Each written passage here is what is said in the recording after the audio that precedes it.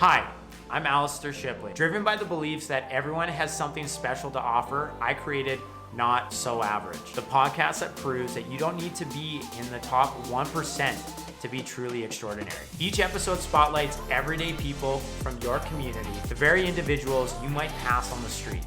These relatable stories reveal that whether you're a jack of all trades or a niche specialist, we all have unique experiences and valuable lessons to share. Imagine if we all took a moment to realize we're all not so average. Let's get after it.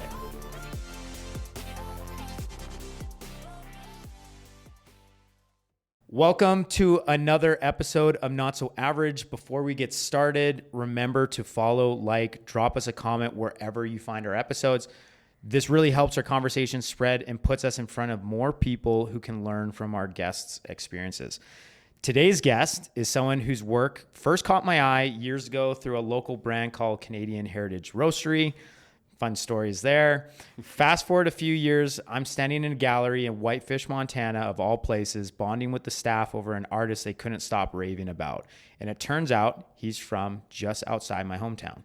That artist is Michael Sydoryk.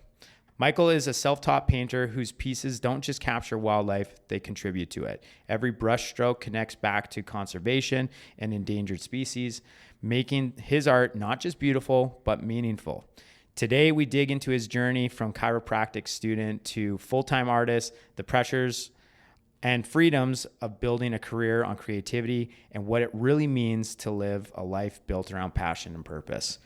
Let's get after it. Right on. Michael, how you doing? I'm doing pretty darn good. Thanks for having me. This is going to be fun. Yeah. I'm excited for this. Yeah. Where did you first start looking for inspiration when you picked up a brush?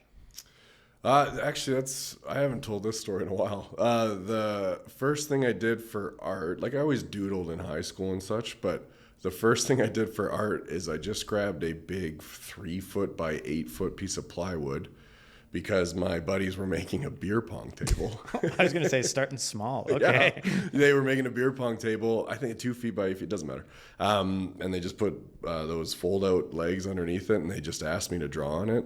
And I used oil pastels, and I drew a unicorn battling a centaur with this like wild, I don't know, ping pong ball design in the middle. And it was horrible.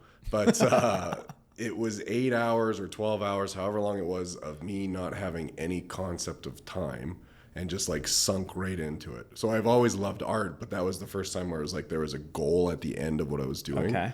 And it just was the easiest thing I've ever done, which is I normally can't focus on anything for too long. Okay. And for me to lose track of 8 hours, 12 hours, whatever it was like, I'm going to do that more. So you got into like a flow state. Yeah, and yeah, that's something I focus on a ton. Like flow state is it's a huge. That's like the anchor of what I base all my work off of, is how easily I can access that flow state. But yeah, I just grabbed a bunch of wood after that, literally from my buddy worked at Rona, and he would just grab me a bunch of plywood, and I would just take the plywood and then just spray paint it black, and then take oil pastels and work over top of it. And I did that for a long time. That's a fun origin story. I like that. So how do you create kind of an environment for flow state for your work? What's the book? This is The War of Art. Okay. Have you read that book? I have. Have you? Often mistaken as the art of war. Often mistaken as the art of war, yeah. The War of Art is, and that's not great that I don't remember the author of that. It's a very common book. People will know. That book talks about how if you just get over that resistance of starting into whatever it is that you're trying to create, that resistance that you overcome is rewarded by basically creating the muse or getting you into that flow state, right? So if you just push yourself into working at it, you will find that groove, which honestly has been true. And people ask all the time, it's like, how do you continuously find subject matter to paint? Yeah. And it's like, you just start painting, and like something will come out of it. And then you just get this confidence with it. Confidence is huge. And it's not even so much that I'm like, I know exactly what I'm going to create, and I'm calculated in how it's going to come together. It's just knowing that I'm moving forward, and forward is the best way to go. So do you have kind of I guess, a schedule, a level of routine, or is it just as it strikes you, just get started? There's routine to it now. Yeah, I'll paint every single day. It'll change whether it's with my family. I got 2 young little ones here, so I try to put most of my time towards them. So I'll work either early mornings or late evenings. And it's just 3 to 4 hours minimum per day of good dedicated work, which is not that bad. That's pretty awesome. That's pretty awesome. Which is great. So was there a moment early on where you realized this wasn't just a hobby anymore? Yeah, that's a good question. Yeah, pretty early. Whenever I do something, it makes it sound more grandiose, but I think a lot of people would resonate with this. Whenever I do something, it's never just to like dip my toes in. Like if like guitar, I pick up a guitar being like, how do I want to play in 10 years? Like I want to know how this is. And so every one of those steps that I take in those first 2 months or 2 weeks are based off of what I'm trying to achieve in that 10-year kind of visualization. Wow. Yeah, so with art, it was that right off the hop. It was like, I didn't know where I was going to go with it, but it was like, I want this to be something that is at least notable or relevant. And I didn't know that meant sales. I didn't know that meant, finding galleries. I just wanted it to be something that people like took a moment and were like, this is, moving, or it's good, or whatever, what do you want to do with that? Yeah. Mm-hmm. So, yeah. Yeah, I think that answers the question. No, that's pretty good. It sounds like you put a lot of intention behind kind of your choices to act on something. So have you always been that way? Yeah, with everything, sport, with everything. I never played. I loved playing sport for sure, but there was always that concept of how do you get to the upper echelon of this? Not that I'm saying that I access the upper echelon of many things in life, but it's like that thought of going there was always in the back of my mind, or if not the forefront of the goals of what I was trying to achieve. That's amazing. Yeah. That's amazing. So you're self-taught, at least that's what I found online, which definitely takes a different kind of discipline. Were there resources or people or even like moments that helped you shape kind of your path as an artist? Yeah, it's fun now being able to talk to artists who are trying to find their way, to reflect back on that type of question. I just started by throwing colors on wood, like I was saying. And then I really got good direction from my tattoo artist, who's John Roberts. His dad was a phenomenal artist. His name's Cameron Roberts. Okay. And he was doing figure classes. And at the time, I don't know why, but figure art, like basically just drawing live models, I just assumed was like the orchestra of music, where it's like, this is the highest form, classical of music, where it's like, this is the highest, most like, the best art form. Yeah. And so I really wanted to do that. And I did figure drawing for a while under Cam, and he was honestly great in that he didn't actually give much direction or lessons. He was very good himself, and he would show what he would do.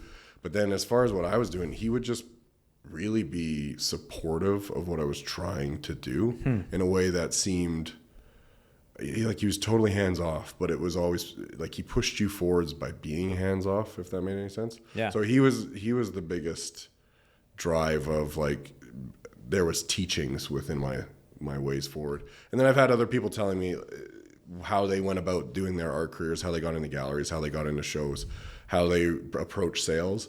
And just like anything in life, you hear all these stories, and I'm someone who I am relatively confident in my decisions. So I'll hear these things, and then I'll either take that information or immediately be like, oh, I'm going to do something different than that. Yeah. And then I find myself, coming back to those things that people have told me 4 years later, being like, oh, they were right, or anything. So it's just literally immersing yourself within that environment and finding all those pieces of advice and letting them percolate at different times. So yeah, I've submersed myself in art as much as I can with other artists or teachers. I like that. And so this podcast, I've generally had mostly, I'd call them just entrepreneurs in the business sense, like they're starting their own tech startups or small businesses and stuff like that. So that you have kind of, you're my first creative guest, I guess I call it. Yeah. And hearing the relatability between what you're going through on a day-to-day is the exact same as these small business owners or tech startups and all that kind of stuff. So,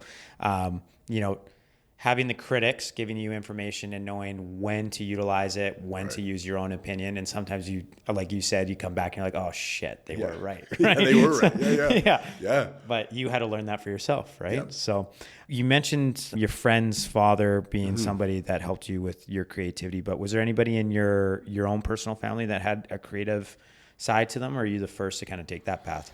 My dad would always play piano, but he had the same 5 songs that he would just play 10 seconds of each, and it would create this beautiful 50-second thing that he would always come back to.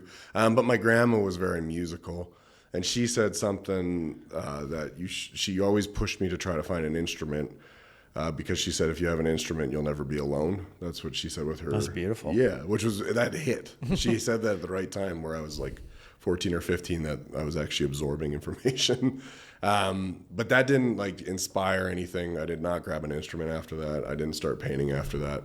It just was always in the back of my mind. But yeah, as far as my family goes, I don't want to be insulting to anybody, but I don't think there's anybody creative within a long line of my family.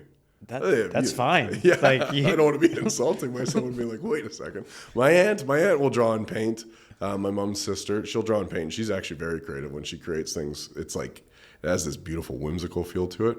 Yeah. But no one else. Fair. Yeah. That's fair. So you've tied your art to something bigger, that whole conservation and endangered species. Where did that calling start for you? There was a few different things. One, it never felt right at the beginning like art was overly relevant. I have a totally skewed answer to that now. But when I started, it was like, why should I get people to care about the fact that I'm painting? Okay. Right? And so I actually, when I started painting, like I was doing figure work and I was doing portraiture, and I had no idea that I was ever going to do animals. Because I thought at the time, which is an insane thought, Robert Bateman is painting animals, and I don't want to enter that territory, because at the time I thought there was like 5 artists. And so once I painted my first bison, it was just that connection with what it was to have the eyes. Was that on the U-Haul? No, it was close. That was pretty close. That was within the first 10 bison. I started at like 12 o'clock, and I just had a small canvas. I started at 12 o'clock, like midnight. And then by 2 a.m. it was finished. It was a quick little piece. And the eyes on the bison were so uniquely connective in a way that, like, I didn't even try for it. I didn't know what I was trying to get out of it. But the eyes, you could add a couple highlights. And could you talk about the eyes? Because that is such a pivotal point from my understanding of art. I used to have like an artistic background, but I didn't obviously take it to your degree. Yeah. And it was always like, if you can capture the eyes, you can capture your audience. 100%. And the way I do my eyes, and I have a bit more control of it now, is honestly, they start my pieces. I'll have it sketched out what I'm doing. But the eyes will really dictate where things go, because it's almost a mistake how I'm trying to convey it. I can create more emotional eyes, or I can create more like dangerous eyes or more assertive eyes. But if I paint an eye, it's like 6 brush strokes. It's like put out a dark background. There's a couple highlights on the bottom. You hit a couple of the flecks of light. But because we are drawn so to eyes, and your brain's just going to make sense of it immediately. You know what that eye is trying to convey immediately, and based off of that, I'll direct the entire piece that direction. So, okay, let me get that right. So you create the eye, and depending on how it turns out, it kind of dictates the direction of your painting. Yeah, so if it's like a more somber eye, like even just how I get the highlights in the eye, the highlights will change if the eye's focused on something far, or if it seems like it's really drawn in, or if it's a little bit more of a malaised eye, so a little bit more emotional, caught in its own thought. And based off of that, the rest of the brush strokes or the shape of the face or the shape of the intensity of the piece will change, just to cater to that eye as much as possible. Wild. So I took you off the thought track, but you were responding about when you decided to make kind of conservation and endangered species an aspect of your art. It's very much related to the eye. The fact that we just naturally are drawn into connecting like that. If I could create a connection with that eye, which just seemed to be intuitively natural to create an eye, like I just pushed it to a level that I was happy with, and then it seemed to be connecting with others, which was nice. And if you can create that connection on canvas of this is a bear and someone's staring at it and it feels emotional, if you can just add that concept of, you know, purchasing this piece or seeing this piece directs you into a conservation effort by purchasing it or just becoming aware of it, it just seems like there's value added to the art. So it was kind of that simple concept right off of the beginning. Mm-hmm. Now I think art is entirely necessary just from the art itself, and it's wonderful to have the conservation added to it. But I think art is becoming more and more important just as art, right? So the conservation is nice to have, but yeah, the art is just as important. So I think they just play off each other beautifully. Yeah. When I was reading about kind of that conservation piece, I thought that was really nice. And then you had some relationship to the Calgary Zoo and the Wilder Institute. Yep. You did Baffin name the polar bears that you painted. Yeah. I did. We're gonna have to verify these names. Skokie and Baffin. Siku and Baffin are the polar bears, and then I did Skokie, the grizzly bear that they have there. He was an interesting one. He was in Banff causing issues back in the 90s, maybe early 2000s. You can't be that old yet. It's early 2000s. And it was the debate of, do we put him in the zoo or do we have to euthanize him? Yeah. And they ended up putting him in the zoo because his personality was seemingly quite like aloof or gregarious, I think they said. And turns out he is. Yeah, he's thriving in the zoo. And so he's been there for a long time. So I painted one for him. And then the polar bears, Baffin and Siku, the two brothers, or just the pair that was found in Manitoba there.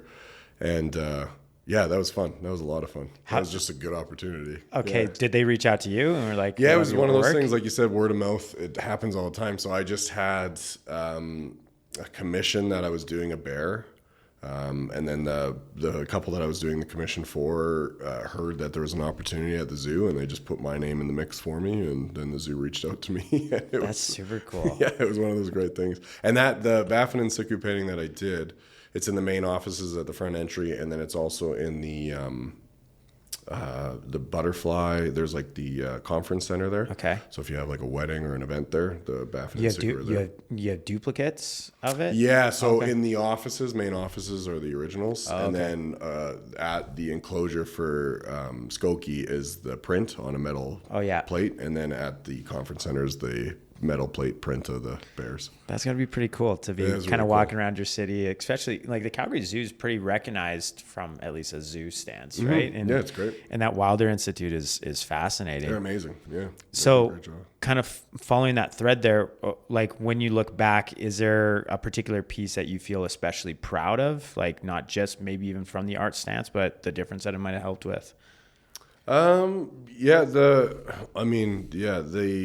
Baffin and Siku is a big one because there's a lot of reasons for that. It was a challenging piece. It's in water. It was a different piece for me. The way that I did it, painting a white animal was actually really hard. Because there's colors in it they're tough. And I was really proud how it came together. I have them playing in water together. And then this is kind of a little bit of a outside answer or a misdirect into how I'm answering your question, but that one was proud because that one felt like I saw an opportunity. I wasn't like overly on top of trying to get after, but it was literally I was painting Skokie, and then there was just like a small reference to maybe let's do something for the polar bears in the future. And it was like, let's do something for the polar bears right now. Like I'm excited about it, and through my excitement, it got me the project, which was a phenomenal project. And so it was just kind of that thing where recognizing that excitement is infectious. And so like pushing that forward, like, hey, let's see if I can direct my career based off of being excited. So that was a cool piece for that. Where is your excitement for things gotten you opportunities like this before? Painting large is essentially the easy answer to that. I just kept wanting to be like, how large can I actually paint? And that's led to, like, I have a piece at the Calgary airport, right down on arrivals door 2, I think, or something. Just a massive 16-foot piece of bison International piece. Or domestic? I think it's domestic. It's in that hallway in between the two. Okay, yeah. Okay. Where the DeVille coffee is. Okay. And that was just, that opportunity came because I wanted to see how big I could paint. And then honestly, it was one of those things that I put up at the Stampede Western Showcase, the art show that I do there every year. and it was so massive. It drawed a lot of attention, and there was a lot of people. Whenever I paint that large, it always ends up actually going into a residential home, which is insane. That is insane. Yeah, this one was on the tipping point of it actually wouldn't fit into most residential doors. Yeah. And so by the end of the show, I literally ended up cold emailing just a bunch of places, Grey Eagle Casino, a couple hotels around the area, and the airport, being like, hey, I got a massive piece. I think it would look good in your space. Yeah. Are you guys interested? And the airport was interested, so it worked out great. And it was a cold email. It was like info@yycair.com or whatever it was. So that went through a few channels to get to the right people. Yeah, it did. And that's exactly what they said. They're like, this just kind of slinked its way up the chain. Turns out we really like it. We'd love to put it up. Energy. Like, yeah. I love it. So was that a case of when you do these kind of reach outs to, you mentioned Grey Eagle, the airport, stuff like that, are these commission pieces, or are these like showcases that help you better market to other people that might pay for your art? Yeah, I don't do that a whole lot. I have done that in the past where it's just like a cold email for that. But the one show that I'll do every year is the Western Showcase through Stampede. Yeah. And then otherwise, there's an online presence where I'll send out a newsletter and stuff of collections and whatnot. Commissions always end up coming through the Western Showcase at the Stampede for the most part. And then it's just word of mouth, or there's an anchor there. Sometimes they come through social media and whatnot, but most of it comes through the Western Showcase. I love that. You originally went to school for chiropractic. Yeah. What made you step away from that path, and what was going through your mind when you decided to bet on yourself as a full-time artist? Yeah, so chiropractic was one of those things. Like I loved the profession. It's and I actually still practice it to a degree just to maintain the licensing, because it's an expensive thing to let lapse. Yeah, exactly. And I do love it. It's an interesting profession. I fell more in love with it when I started to recognize the lapse within our healthcare, especially for chronic pain patients. Mm-hmm. And so just being able to be a resource for that is awesome. But the biggest thing for art was when I was in chiropractic college down in California. School was demanding, but it didn't take up a lot of time. And I'm one of those students that I found a lot of time for myself. And so I just created a studio in my, essentially my dorm or my apartment.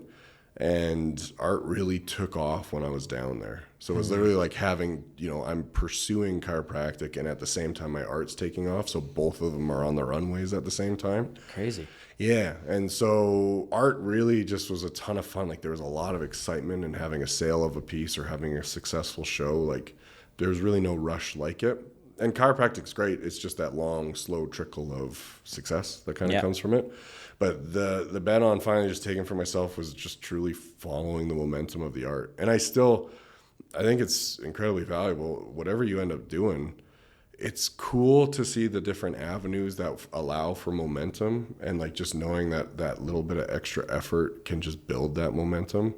And it doesn't have to be an immediate return. That's the coolest thing about art is I can paint a piece today, say it's valued at X dollars, and it sells in 3 years, but I'm still sitting on that value, knowing that's what it's worth, and hopefully maybe it just increases in value the longer I sit on it. So it's knowing that the effort today will pay off kind of thing, even if it's not like an immediate return. So just following that momentum with art made it so that, I could step away from having to just focus on what it is to be a chiropractor. Wild. Yeah. Wild. It's interesting how through the guests that I've had on, there's a lot of successful paths that are running kind of in parallel of one another. And then you kind of just make a choice to go with one, but either one of them would have been, a success, especially with the types of personalities that I'm talking to too. They, like you said, you have a lot of intention behind your decisions, and you would have gone probably as far as you possibly could have with the chiropractic. Yep. I'm sure there would have been multiple locations, something like that. Yeah, it's just recognizing the avenues of success, right? Like I think it was like a jarring realization that, there wasn't just the opportunity of career of lawyer, doctor, like whatever, accountant, just the single named things. I remember someone telling me they're like, where I'm the chief sales management of whatever, and I couldn't keep up, and I was like, holy smokes, that's a job. that was taking the veil off my eyes. I know that sounds stupid, but it's literally like there's a job for anything, which means there's an avenue for success anywhere. Yeah. And art's really cool that way, because I've changed my business plan within art on the fly and numerous times, right? Like there, you can be a strictly online sales or online presence, and you can be very successful with that. There's a lot of guys doing that, and they're doing very well. You can run the gallery scene where, you know, the gallery is doing a lot of work for you. You're getting volume out there. You're still doing it in a way that's exciting so that your work is relevant, or you're showing up yourself at all these different shows, and that, you know, leads to sales and then leads to more success. But you can dance in between those worlds fluidly at any moment. And all of them make sense, but then you can also find your own path within them. It's the same for chiropractic. It'd be the same for anything. It's just finding what seems to settle and make sense to you, which is cool. So you said that you've redefined kind of your business model a few times within your art. A big component of this podcast is kind of redefining what does success look like to people. So I guess my question to you is like, what does your idea of success for what you're doing look like? Yeah. I had a teacher. So chiropractic college taught lots of things, even outside of chiropractic. I had a teacher who said, and it stuck with me, and I think this is a common thing people say, is success is just being able to look at a dinner menu when you're out and ordering anything you feel like, right? Just being like, I want the steak tonight, and not having to be like, oof, that's going to, you know, why would I get that when a burger's $18 kind of thing? I could get a steak for $50. If you don't have to think about it, I think that's a really cool place to be. And then building on that is having time.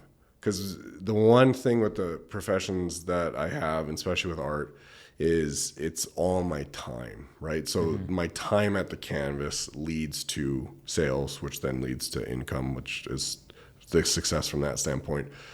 But that's a huge investment of time consistently. And so I value a lot of my days as that allocation of time. And so success primarily at this point is making sure that I have as much time allocated to the things that I love, my family, my kids.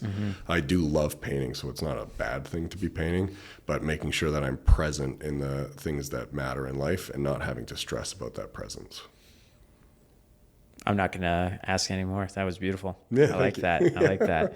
So I think this came from actually my friend, Taylor. Balancing creativity and business can be tricky. How do you navigate painting what you feel versus painting what you know might sell? That was impossible for a while. I now paint what I feel. Like I'm actually closing my door on commissions for a lot of things coming up. Commissions are one of those things where if someone comes to me with an idea and they're excited about the art and we can both find an idea that we're excited about, it's great. Excitement once again. Yeah, exactly. Yeah. There's that organic process that has to happen. So if a commission comes about organically, it's great. Then there's a lot of situations where commissions are, you know, they like what you do, but they want to see you push it this direction, which can be fun, but then you're just catering to a direction that you might have never stumbled into, which again can be a good thing. But the pressure with commissions comes from, or creating something that will sell is the same thing, is if you walk into the gallery and you see something and you go, I love that, we're done. That's fantastic. That's a wonderful interaction to have. If we say, hey, can you create me something that I'm going to love? There's a lot of things that we have to find with that. So we can make it better for you where you fall in love with the process, fall in love with the interaction that we have while we're doing it. It can create a really cool story by the end of it. But it's a high pressured thing to create something that is removed from yourself that way. Interesting. Yeah. And so I think that, like music, when someone's writing and singing a song, I mean, this isn't very fair, singer-songwriters, I think when they convey their own personal story, it actually has a larger affect on the audience than if we're trying to grab as much as that audience as possible as the original goal. So the more personal you make it, and I think... It's that authenticity, I think. Yeah, exactly. Rick Rubin, I think, said this in his book. I'm pretty sure, so I think I'm stealing it. Is the more individual you make it, the broader audience it's going to have. And I actually really agree with that. Because I've been asked before by galleries, it's like, hey, your bears are really selling. Let's paint more bears. And the moment they ask me to paint more bears, they stop selling. And it's because I think to make it cheap is I'm not excited about it. I'm just becoming a craftsman. I'm just doing the work to put another bear out versus being like, this is going to be a cool bear. So there's a balance there, and there's no left or right. There's definitely a middle ground to play within, but I normally end up trying to paint just for my own excitement. So you said that you're about to close the door on a few commissions.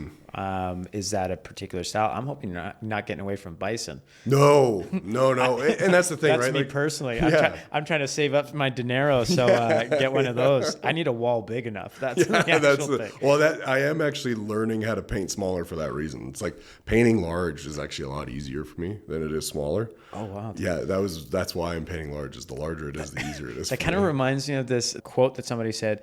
Oh my gosh, now it's going to fail me.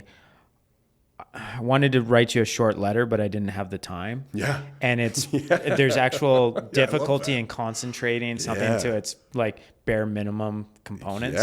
Yeah. It's hard. People who paint small, I mean, there's different techniques and all that stuff, but the way I paint it's large is conducive to what I do, and to tone it down, like you lose a lot of energy from it. You and I were kind of talking about this off the mic, but around selling in galleries and stuff like that. So how do you personally feel about selling through galleries versus selling independently? Yeah, it's a journey. It took a long time to figure out what made sense here for me. Selling personally is always great. In the beginning, when someone's starting with art, the toughest thing is figuring out your value, right? Like if you say this piece is worth $5,000 and then someone goes, well, I'll give you $4,000. It's really tough to not be like, oh yeah, that's still a lot of money. I'll take it. But that just devalued your piece, right? And so to figure out value, one, that feels good selling at that place, and then two, having consistency, because you can't just be throwing money out and saying this one's $10,000, this one, I don't know, is $2,000. Like there has to be a reason for it. And normally that's just market solidification, right? If I say this piece is $10,000 and you can go, why? And I can go, well, they're selling and doing well at this price, then we both have confidence in what that is. And that's tough to figure out as an artist in the beginning.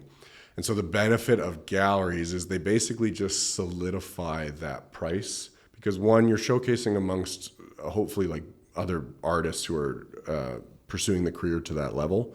And if not, showcasing amongst artists that are, valued higher than you, so that you can just be in a space that makes it clear that like there's an echelon of values that are constantly there within the art world.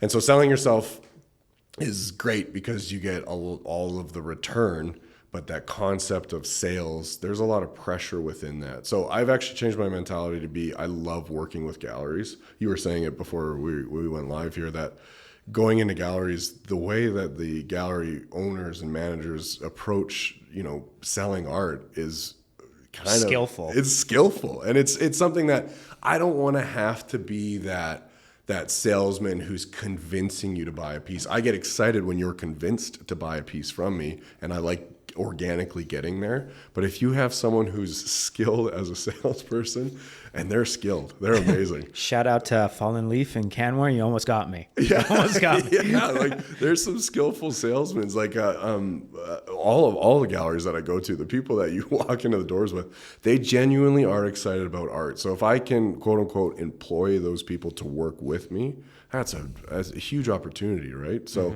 it's a neat thing to support the gallery scene. I also, like, the reason I fell in love with art was Dick Idle Signature Galleries down in Whitefish.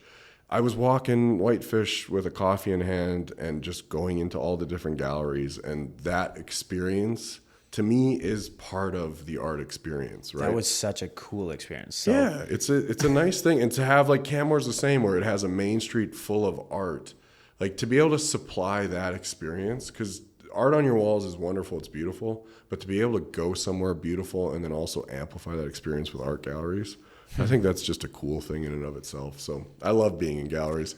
I think it's a cool way to push art. Well, that Dick Idle's Signature Gallery was the reason why I reached out to you to be on this podcast. Yeah. Was literally go in there for a ski vacation. I guess it would have been New Year's. See the venue, and I got pulled in and started talking with one of the people that was working that day, and just asked, hey, like, how do people get into this gallery? And she said, well, it's really difficult.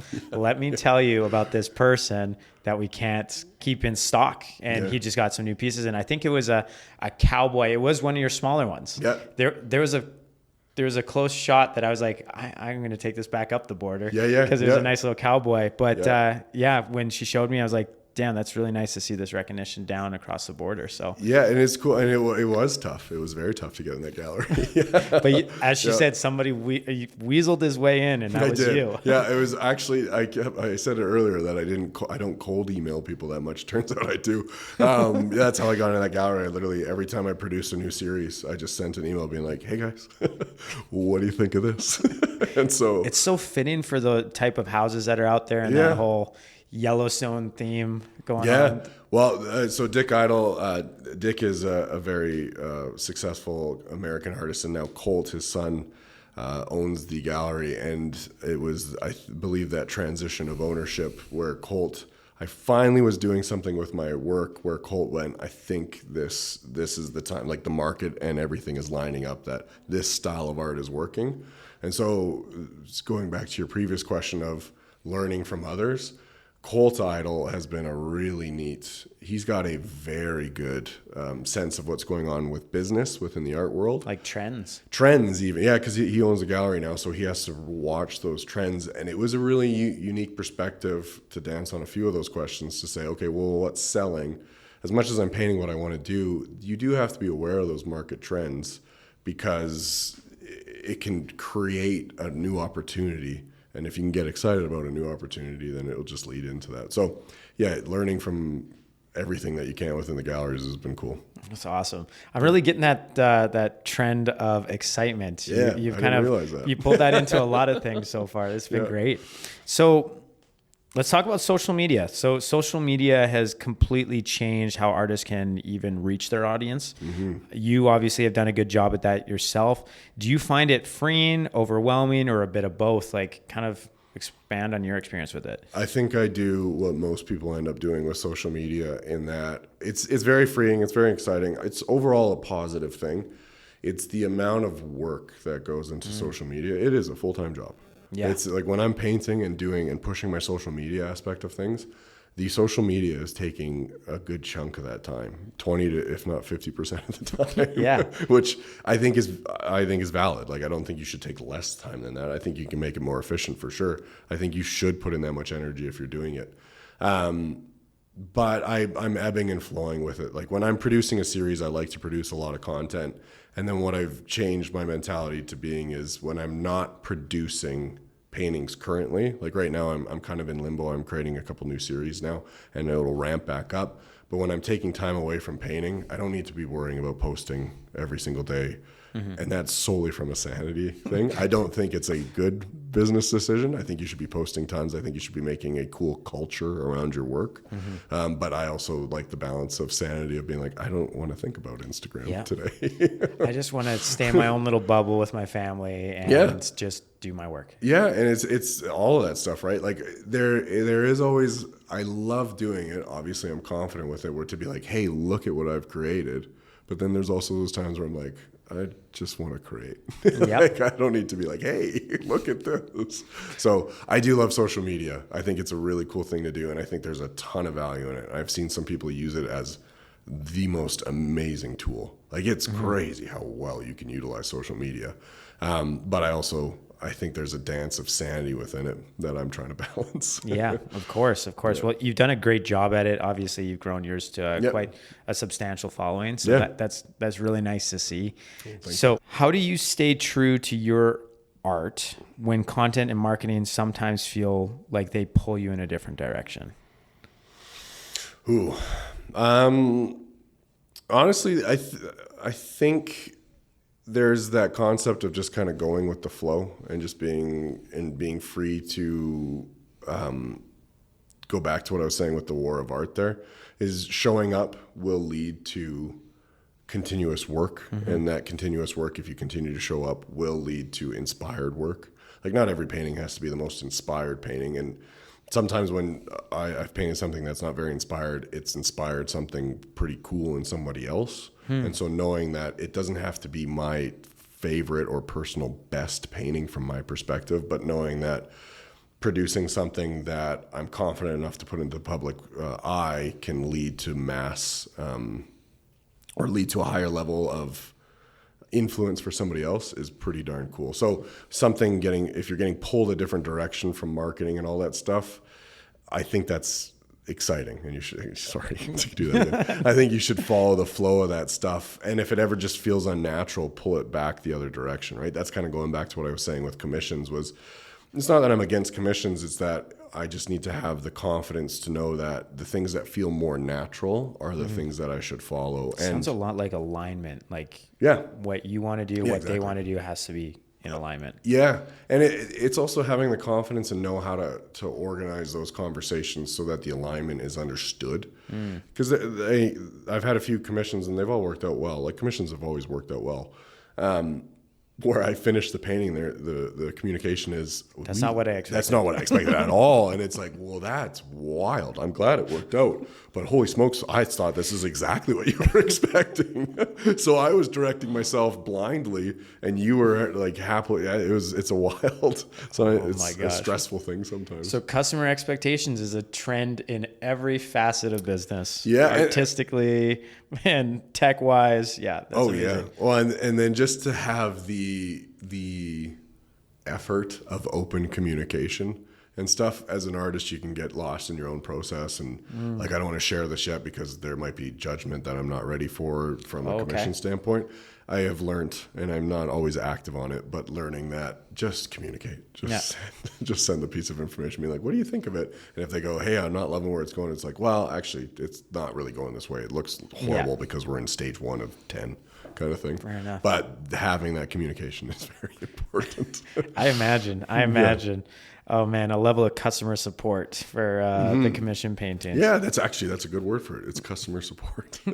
So mindset, growth, these are kind of the questions that I want to ask you. So when you hit creative blocks and feel stuck, where do you turn to reset or find the energy or excitement as we keep trending on? That one goes back to like I have a good confidence to knowing that if I just keep working, it will come. And there might be some like ignorance that works in my favor there, of just showing up to the canvas every day is going to lead to a result.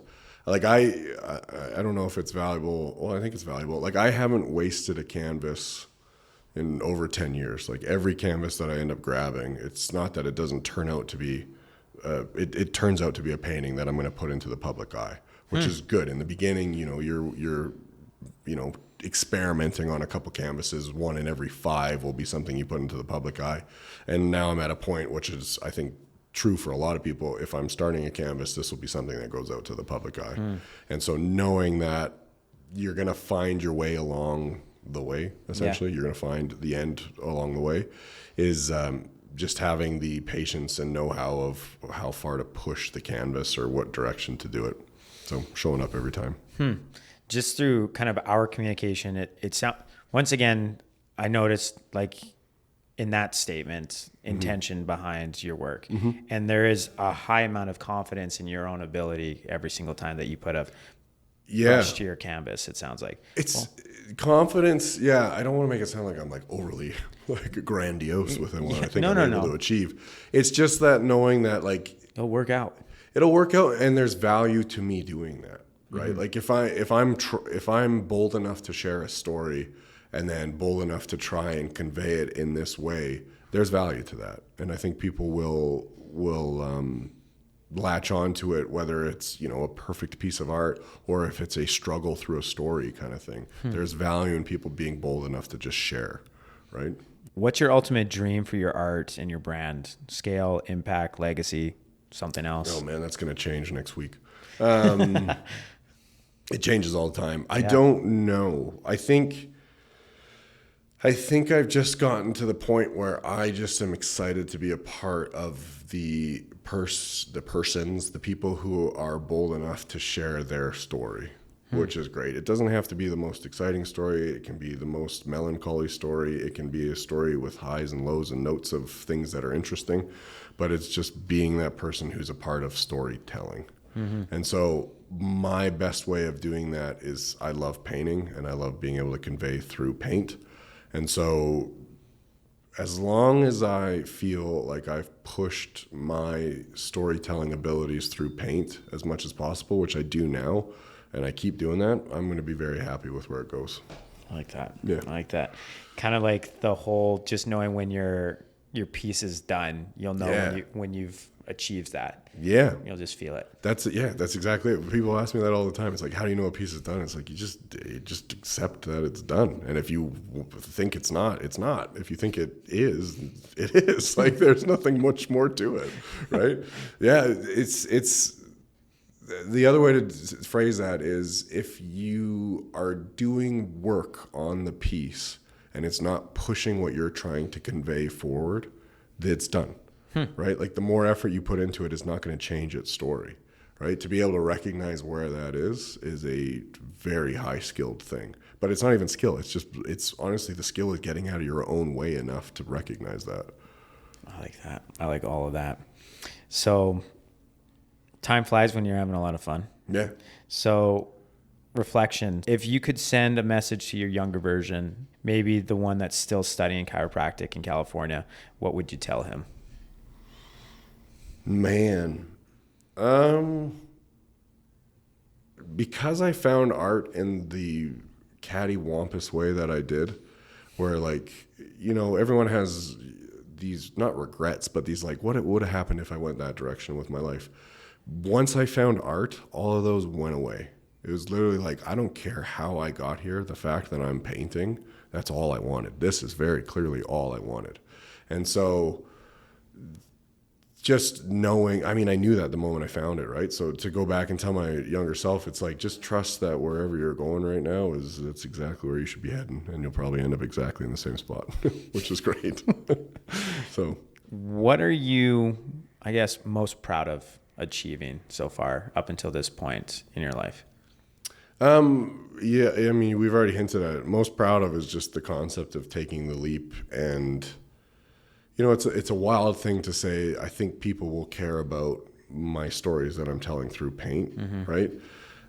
But I think people cheer loudest for you when you're unapologetic about it, being like, I love doing this, and if you can sense my passion in what I'm doing, passion's contagious, right? Like, I had someone talking to me the other day about, they collect coins, and it was wild to hear them talk about coins, and it got me excited about coins. And I'm at a point in my life where I recognize, you weren't excited about coins, you just caught on to that person's passion. Yeah. And so if you have the ability to convey that in a way that matches in with this wild game of, selling and buying and income and balancing what it is to live, then yeah, you should do the thing that gets you most excited and passionate, and moving forward with that.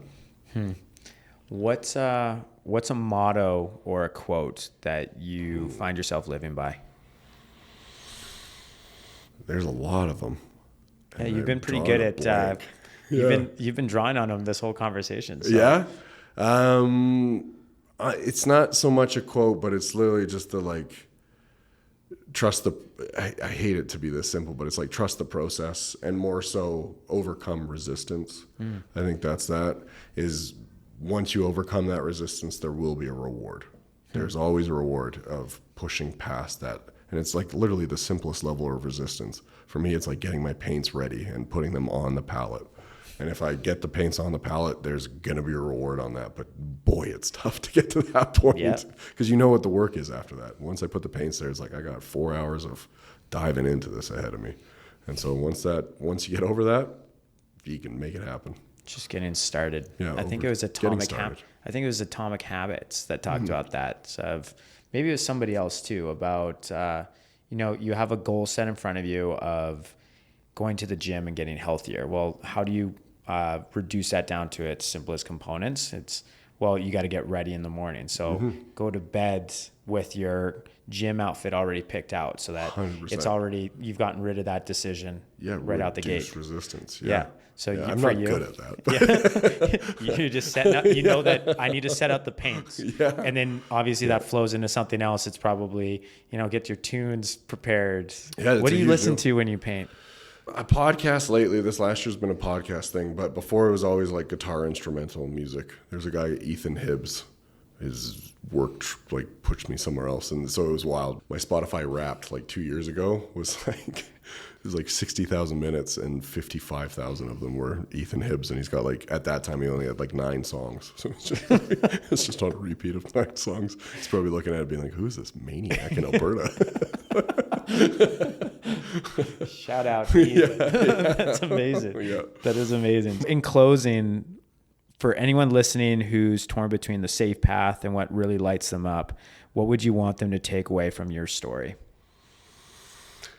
Yeah, I think it's honestly what this podcast is. I listened to your intro of like what the Not So Average podcast is, and I'm going to probably butcher your words here, but it's basically saying that you don't have to be the 1% to be this wild success story, right? Mm-hmm. And that was, I think that's what it is, right? Like when someone says, "Man, your art's amazing," it's like, it's not like I'm the most successful artist. It's not like I'm killing it in the game and like some type of celebrity status within this world. It's just that you recognize the infectiousness of that excitement and that passion that I'm leading with. And yeah, if you have the opportunity to do that, you should. Absolutely. And it doesn't matter the audience that you procure from it. The concept of you being able to expose yourself to that passion that's what you should be after. So yeah. That's a first for me. Somebody reciting back my own kind of trailer for the podcast. I thought that was good. It was, and I listened to it, and I was, I didn't like approach it with skepticism, but I approached it with like, how many podcasts are out there, right? And so for you to have a quote within your 15-second thing where it's like, damn, that's awesome. Like, that's really cool. Well, I appreciate that. I think your story is definitely going to resonate with a lot of people. They don't have to be in the artistic realm or not. Business related answers that you gave as well. Yeah. So for those that are following, how should they find you? How can they support you? My most active way to do it is Instagram, which if you just look up my name, Michael Sydoryk, or it's wildform.art on Instagram. And then all my other socials and my website, they are lacking currently, and they will be improved shortly. So we'll make sure to tie them into Instagram's great. Okay. Yeah. We'll make sure to tie them into the show notes. But that basically concludes the episode. For those that made it all the way to the end here, thank you so much. You know what to do. Help us get it out there. If you have recommendations of other people kind of in the Alberta area that should be on the podcast, send them my way. But other than that, thank you so much for making it all the way to the end. Let's get after it. Thank you. Man, thank you so much. Appreciate it. Your energy is contagious. Yeah.